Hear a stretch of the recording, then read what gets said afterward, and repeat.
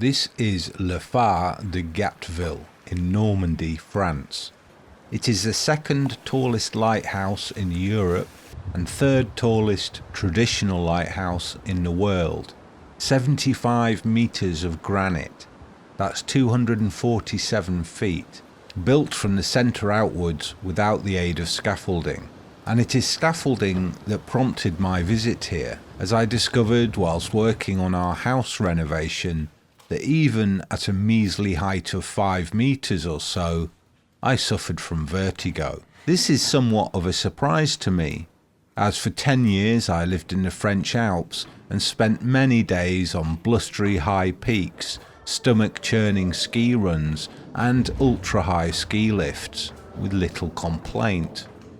But now, somewhere in my 40s, I find myself in the clutches of vertigo at a mere 5 meters from the ground.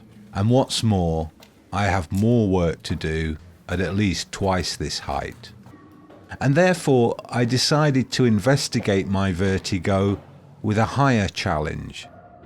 For I have no fear in the anticipation of such a height, nor fear in ascending the 365 steps of spiral staircase that lead to the open-air gantry perched above the English Channel, or La Manche as it is known here.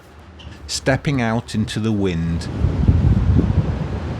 my stomach turns, my legs go rigid and simultaneously weaken. In contemplating the view below, I have a strong urge to step back from the edge, whilst simultaneously believing I may step off the edge into the wind.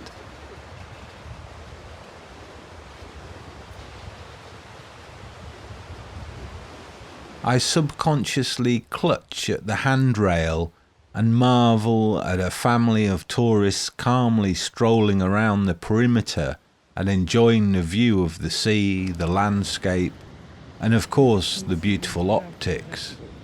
But I have no such time for pleasantries. I'm listening to the only other voice of reason, which is a small boy who cries out to his mother that he is scared. Although I sympathise with his cries, for me there is still no fear. Just a melting of my body as though I may just turn into fluid and drip between the rails of this incredible construction. A false dizziness that engulfs me and spills into nausea. That too has no tangible reality, as though it's all just a mirage, a trick of the light, a trick of the height. But then we re-enter the structure, and once we descend those 365 steps past the 52 windows, normality returns.